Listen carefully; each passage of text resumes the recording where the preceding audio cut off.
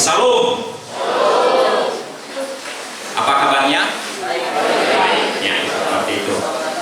Baik, jemaat Tuhan yang saya kasihi di dalam nama Tuhan Yesus Kristus, pada sore hari ini kita akan belajar kebenaran firman Tuhan, di mana tema di atas adalah ayahku, teladanku. Tentu bagian firman Tuhan ini kita merindukan satu sosok. Ketika kita masih anak-anak, bahkan di tengah-tengah kita juga ada anak-anak, dia merindukan sosok itu yang menjadi teladan, menjadi panutan di dalam kehidupannya. Oleh sebab itu, sebagai landasan firman Tuhan pada sore hari ini, saya mengajak kita untuk melihat kebenaran firman Tuhan di dalam Efesus pasal 6 ayat 4. Efesus pasal 6 ayat 4.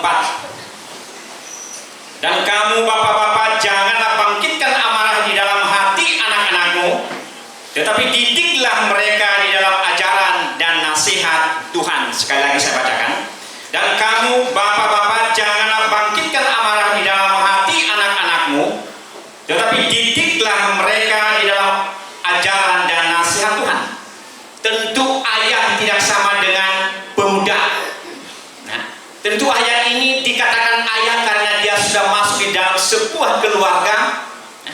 Dia sudah punya istri, istilahnya begitu. Dia sudah punya pendamping, lalu dia punya juga anak.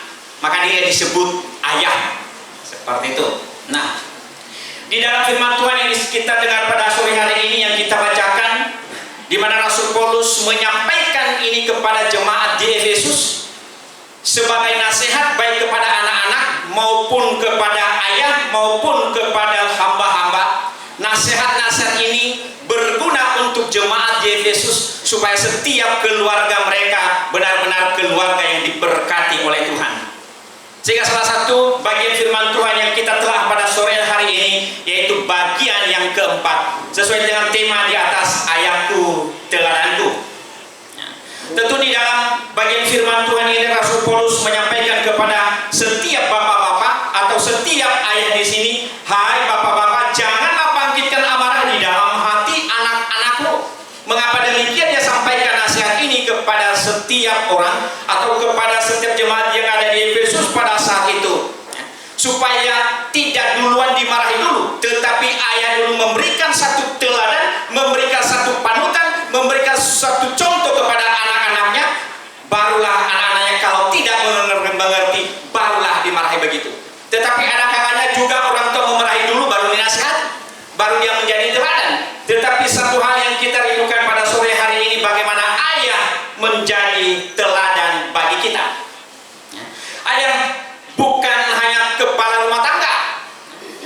Ayah bukan hanya sekedar cari nafkah untuk keluarganya. Tetapi lebih daripada itu, ayah berjuang dan berjuang untuk menjadi teladan di setiap keluarga, bahkan di setiap anak-anaknya. Kalau dia memberikan satu warisan kepada anak-anaknya, misalnya dia memberikan harta, harta itu akan hilang seketika itu juga. Tetapi kalau dia memberikan satu warisan, dia memberikan satu jejak yang baik, keteladanan yang baik, seumur hidup anaknya itu pasti dia ingat dan pasti dia ikuti. Oleh sebab itu, Bapak Ibu yang saya kasih di dalam nama Tuhan Yesus Kristus, saya sudah katakan tadi bahwa ayah bukan hanya sekedar kepala rumah tangga, tetapi dia adalah pemandu, ya, mengarahkan rumah tangga itu, mengarahkan anak-anaknya kepada jalan yang benar. Itulah sebabnya anak atau ayah bukan hanya sekedar mencari nafkah yang saya katakan tadi, tetapi dia mengenakudai keluarga itu, menavigasi keluarga itu supaya keluarga itu sampai pada tujuan, supaya anak-anak itu sampai pada tujuan. Tujuan apa? Tentu ada tujuan yang diimpikan oleh orang tua di sana, yaitu kebaikan. Tentu orang tua di sini harus berjuang memberikan satu teladan di dalam spiritual, di dalam kerohanian. Itulah yang dirindukan sebenarnya anak-anak. Kalau anak-anaknya masih kecil, tentu dia tidak bisa berkomentar kepada ayahnya.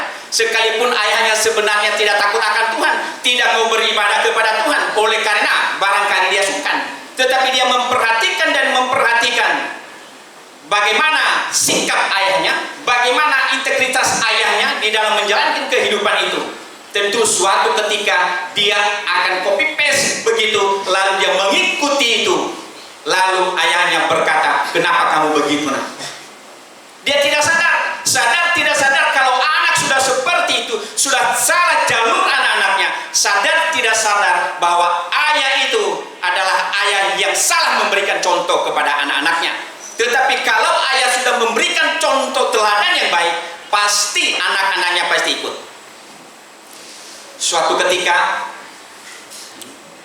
ada seorang ayah berdoa tanpa dia mengajak anak-anaknya.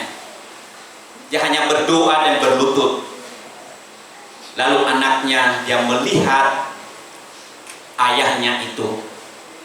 Lalu ayahnya menyebutkan nama anaknya dalam doanya itu. Anaknya mendengar.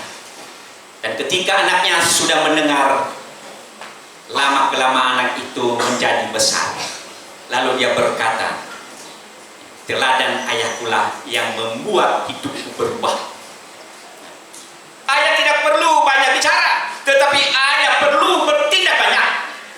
Makanya ayah di sini ada yang banyak bicara tetapi sedikit tindakan. Ada banyak tindakan tetapi sedikit bicara. Itu bermacam-macam ayah kita. Bermacam-macam. Tentu tidak bisa kita samakan ayah yang lain, orang lain dengan ayah kita. Ayah kita tetap ayah kita. Bagaimanapun ayah kita memang itulah ayah kita. Seperti itu. Tetapi bagaimana teladan yang sudah dia tanamkan kepada kita, jejak iman, jejak kasih yang sudah dia tanamkan kepada kita, itulah sebenarnya kerinduan kita sebagai anak-anak. Supaya kenapa? Supaya kita tidak salah melangkah. Kalau kita melihat sebagai ayat referensi di sana, di dalam Amsal di sana dikatakan di dalam Amsal yang 20 ayat yang ke-7 di sana, dia menekankan di sana bahwa integritas ayah itu harus baik. Kalau integritas ayah itu tidak baik, apa yang dia tonjolkan, apa yang dia berikan kepada anak-anaknya sebagai teladan.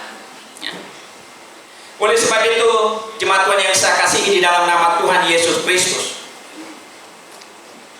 jika ayah memperlihatkan integritasnya, jika ayah memperlihatkan keteladanan yang baik kepada anak-anaknya,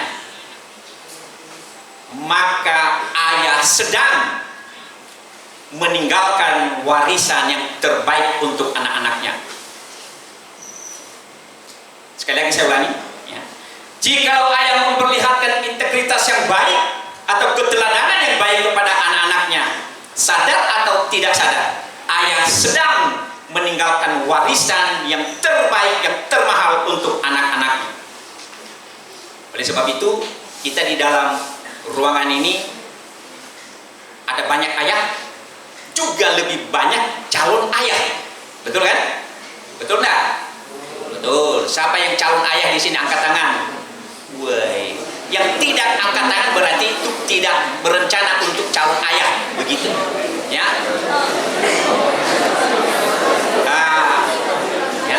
Putri-putri tak usah, karena kamu bukan calon ayah, ya, calon mami, calon ibu, ya, seperti itu. Ya. Jemaat Tuhan yang saya kasihi di dalam nama Tuhan Yesus Kristus, sekali lagi saya bacakan ayat yang kita baca tadi. Tetapi didiklah mereka di dalam ajaran dan nasihat Tuhan. Ini sebuah nasihat Rasul Paulus kepada jemaat yang ada di Efesus. Didiklah anakmu di dalam ajaran dan nasihat Tuhan. Artinya ayat di sini, ya, bertindak lebih banyak mendidik anak-anak, mengarahkan anak-anak kepada jalan kebenaran, mendidik anak-anak di dalam spiritual mereka. Tetapi bagaimana orang tua bisa mendidik anaknya kalau orang tua saja tidak bisa jadi teladan? Itu menjadi soal. Waktu saya wawancara satu mahasiswi yang akan masuk menjadi calon mahasiswi di STT Makedonia, saya katakan sama dia, kira-kira ayah yang sudah lanjut umurnya, pagi-pagi 4:30 itu ada di mana mereka? Apa jawabannya? Di rumah, Pak. Lalu saya tanya kepada dia, kalau ayahmu, bapakmu setengah 5, jam 5 kemana? Pergi ke hutan, Pak. Mengapa dia pergi ke hutan? Cari nafkah, Pak. Kamu gimana? Lagi tidur, Pak. Gitu. Anaknya sudah dewasa. Begitu cintanya ayah kepada anak-anak, dia mengorbankan tenaganya, mengorbankan waktunya untuk menafkahi anak-anaknya. Tetapi anak-anak sadar tidak sadar, dia tetap ngomel di rumah. Kalau ayahnya menegur dia, kadang-kadang tidak terima. Ayahnya berjuang dan berjuang dan berjuang. Maklumlah di kampung ya seperti itu. Ya. Oleh sebab itu punya kendala di sananya, orang tua susah untuk memberikan satu keteladanan kepada anak-anak. Sudah habis waktunya bekerja, sudah habis waktunya capek dan lain sebagainya. Lalu untuk mendidik anak-anak di dalam jalan kebenaran agak sulit. Kenapa? Di dalam pertemuan untuk doa bersama sulit bagi dia, karena habis waktunya untuk mencari nafkah untuk anak-anaknya. Nah, sebenarnya kita merindukan sosok yang mengarahkan kita, yang mendidik kita, yang mengajar kita, yang mengarahkan kita kepada jalan kebenaran. Saya tidak tahu seberapa banyak orang tua anak-anak atau ayah di sini ya, mengajak anak-anaknya maksud saya berdoa sama-sama. Bisa saja kita di sini semua mengajak anak-anak untuk berdoa bersama. Tetapi bagaimana kalau kita di luar sana? Itu menjadi pertanyaan bagi kita. Ini menjadi pergumulan kita. Apakah kita membawa kebiasaan kita di sini ke sana, atau hanya di sini kebiasaan itu untuk berdoa bareng untuk anak-anak? Kalau kita melihat di dalam Mazmur pasal 103 ayat 13, ayah dipanggil untuk meneladani Bapa di sorga. Weh, luar biasa sekali ya. Tugas ayah itu meneladani ayah Bapa di sorga. Dia menjadi wali Bapa di sorga. Itu Allah Bapa adalah teladan yang tertinggi. Allah Bapa adalah teladan yang tertinggi untuk diteladani. Tentu ayah di sini, Allah Bapa di sini, hal-hal yang dia sudah berikan kepada kita keteladanan, yaitu kesabarannya, kasih, ya, dan lain sebagainya. Nah, itu sebenarnya ayah meneladani hal demikian. Tetapi bagaimana dengan ayah yang sekarang? Saya sudah katakan tadi bahwa ada banyak sifat ayah. Ada ayahnya yang cerewet, ya, seperti itu. Ada juga ayahnya yang pendiam, tidak banyak ngomong, tapi banyak bekerja. Ya. Ada ayahnya diam-diam saja, terserah kamu nomor sana ya, seperti itu. Mau hidup hiduplah kamu, mati matilah kamu, ya, seperti itu kan. Ada ayahnya begitu, tidak peduli. Yang bisa sudah serahkan kepada sekolah Mika yang seperti itu, ya. Ada, sehingga ayah di situ tidak sepenuhnya untuk turut ambil bagian mendidik anak-anak. Nah, sehingga ketika orang tua mengambil bagian untuk mendidik anak-anak, di sana dia sudah sedang menanamkan warisan. Jadi warisan itu, saudara-saudara, Bapak Ibu, bukan hanya harta. Warisan itu bukan hanya harta. Harta itu, kalau warisan itu bisa selesai seketika itu juga bisa. Ya. Tetapi ketika orang tua mendidik anak-anaknya ke jalan yang benar, mendidik anak-anaknya, spiritual anak-anaknya dibentuk sejadi, maka itulah warisan terbesar dan kita bawa sampai mati. Itu yang saya katakan tadi dari awal. Kalau orang tua meninggalkan warisan, ya, berupa duit misalnya, harta misalnya lagi, habis sekejap. Tetapi warisan, jejak kasih, jejak iman di sana, keteladanan spiritual di sana, itu akan dibawa sampai mati. Nah, oleh sebab itu tugas bagi anak-anak, doakanlah orang tuamu supaya orang tuamu menjadi teladan bagimu. Nah, tapi kita sebagai orang tua, kita harus berusaha untuk menjadi teladan bagi anak-anak kita. Itu yang ditekankan Paulus di sini. Ya. Dan kamu bapak-bapak janganlah bangkitkan amarah di dalam hati anak-anak. Bisa saja kalau ayahnya marah ya seperti itu, ada anak yang dendam sama ayahnya, ada. Bahkan ada sampai sekarang ini bisa saja anaknya membunuh ayahnya, saking dendamnya anak itu. Konsekuensi di sana, Rasul Paulus sudah tahu. Bapak-bapak janganlah bangkitkan amarah di dalam hati anak-anakmu.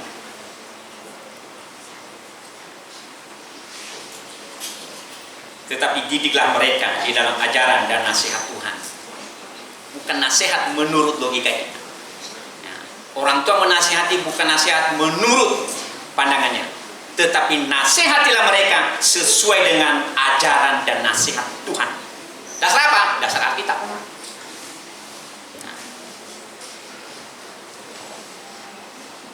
Jemaat Tuhan yang saya kasih di dalam nama Tuhan Yesus Kristus. Mari Bapak Ibu yang saya kasih di dalam nama Tuhan Yesus Kristus. Mari kita menampaki kaki kita. Jalan kasih dan setia kepada kebenaran firman Tuhan. Supaya kita menjadi teladan kepada anak-anak kita. Ada sebuah cerita, anak itu masih kecil dan anak ini nakal luar biasa. Nakalnya apa? Kadang dia mencuri kue, lalu orang tua tidak menegur dia. Dia mencuri buku temannya, orang tua tidak menegur dia. Karena pandangan orang tua itu masih kecil dan dia masih anak-anak. Ketika dia beranjak dewasa, anak itu semakin kacau kehidupannya. Singkat cerita, dia terlibat di dalam obat-obatan. Lalu dia jual narkoba, menjadi bandar narkoba. Akhirnya dia ditangkap dan dijatuhkan hukuman mati. Ketika dijatuhkan hukuman mati, dia izin kepada penyidik, izin dulu Pak Penyidik, saya harus ngomong sama orang tuaku yang sudah melahirkan aku. Dipersilakan? Silakan. Ya. Tangan sedang diborgol, matanya sayup-sayup dan menangis. Apa dia berkata sama ayah sama mamanya? Bapak dan mama, sebentar lagi tibalah saatnya saya dieksekusi mati oleh karena kesalahan saya menjadi bandar narkoba. Waktu saya masih kecil loh, Bapak. Kalian tidak menegur saya ketika saya salah. Kalian membiarkan aku. Kalian tidak peduli dengan kesalahan yang kecil. Dan tibalah saatnya saya sekarang ini melakukan kesalahan yang begitu besar. Dan sebentar lagi saya hilang di hadapan orang tua. Bapak dan Mama, hal kecil, jikalau saya salah, tegurlah saya. Jikalau itu tidak sesuai dengan pengajaran Tuhan, tegurlah saya. Jangan biarkan saya, supaya saya tidak terjerumus kepada salah, kepada dosa yang begitu besar. Sambil dia nangis dan menundukkan kepala, dan orang tuanya pun menangis demikian. Orang tuanya menyesal, kenapa saya tidak menjadi teladan, kenapa saya tidak menasihati dia seperti itu. Selesai demikian, dan dia mengucapkan terima kasih, selamat tinggal. Orang tua perlu memberikan teladan, perlu mengajari anak-anak sebaik mungkin. Jangan sudah besar baru kita menyesal kalau anak-anak kita tidak mau lagi diajari.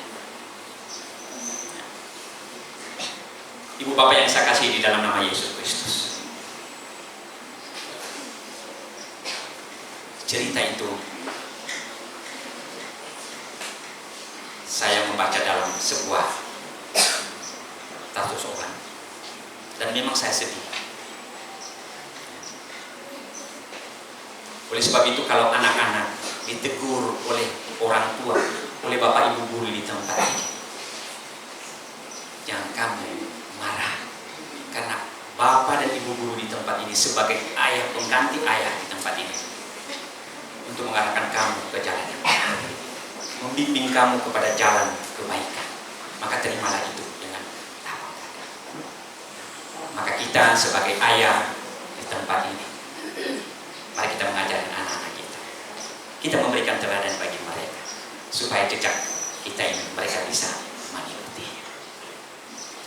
Biar firman Tuhan pada sore hari ini boleh menolong kita, boleh memberkati kita. Semoga kita menjadi ayah yang bisa diteladani oleh anak-anak kita, dan semoga anak-anak juga boleh mendoakan anak-anaknya, supaya di kemudian hari doa anaknya boleh berdampak, sehingga orang tua pun sangat berbahagia dan menjadi teladan bagi kita semua. Tundukkan kepala dan kita